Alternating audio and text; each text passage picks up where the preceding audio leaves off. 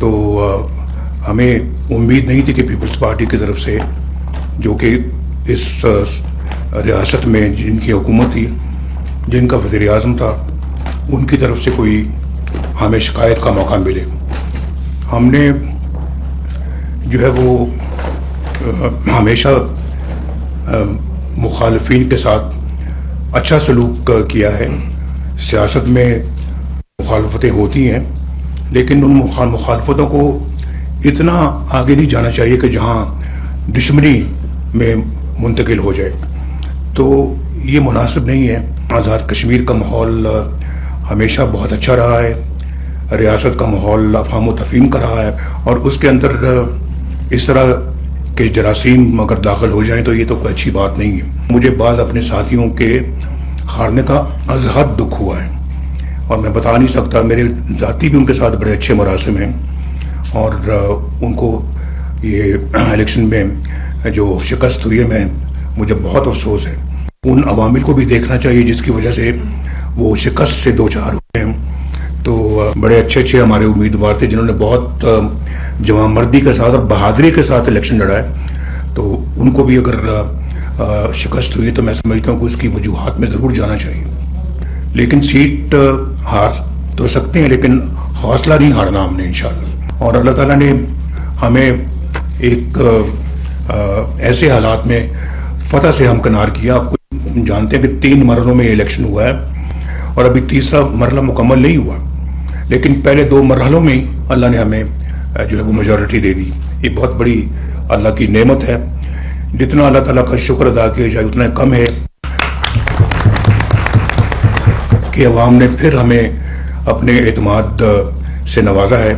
اور ہم نے اب گنجائش نہیں کہ عوام کے اعتماد کو ہم ٹھیس پہنچائیں۔ میرا خیال ہے کہ جو آزاد کشمیر کے اندر پہلی دفعہ اس طرح کا ماحول جو بنا ہے، جو آپ نے بھی دیکھا، جو ہم سب کے لیے باعث پریشانی ہے، تو یہ اس لیے ہوا ہے کہ یہاں سکسیسو گورنمنٹس نے اپنا فرض ادا نہیں کیا، اور جو عوام کی امنگیں تھیں، عوام کے جو خواہشات تھیں، اس پہ ہماری حکومتیں چاہے وہ کسی بھی پارٹی کی ہوں پوری نہیں اتر سکیں۔ تو لہٰذا میں نے آج یہ جو ہے وہ یہ اس نیت سے میں یہاں پہ آیا ہوں۔ ایک تو سب سے پہلے میں یہ ضرور کہوں گا کہ آزاد کشمیر کے عوام جو ہیں وہ باقی پاکستان کی طرف، اسپیشلی پنجاب کی طرف، جس میں بنیادیں ترقی کی شہباز شریف صاحب نے رکھی اور جس کو آگے بڑھایا اب مریم نے، تو دونوں کو بہت کریڈٹ جاتا ہے، شہباز صاحب کو بھی، کشمیر کو بھی۔ بالکل اسی طرح سے ہمیں ترقی دلانی ہے، وہاں پر بھی مسائل کو ختم کرنا ہے، اور جو ہم پنجاب میں کرنے ہیں اس کو ہم نے اس عملی جامہ جو ہے نا آزاد کشمیر میں بھی پہنانا ہے۔ یہ میں سمجھتا ہوں کہ ہمارا اولین فرض ہونا چاہیے، اور عوام کے اعتماد پہ ہم پورا اتریں، اور اگر خدا نہ خواستہ ہم فتح کے باوجود، جو کہ ہمیں 2 راؤنڈز میں، پہلے 2 راؤنڈ میں فتح ہو گئی، 2 فیزز میں فتح ہو گئی ہے، اگر ہم نے ڈیلیور نہ کیا تو پھر میرا خیال ہے کہ آزاد کشمیر کے لوگ ناراض ہو جائیں گے، اور ان کی پھر ناراضگی کی وجہ جو ہے وہ معقول ہے،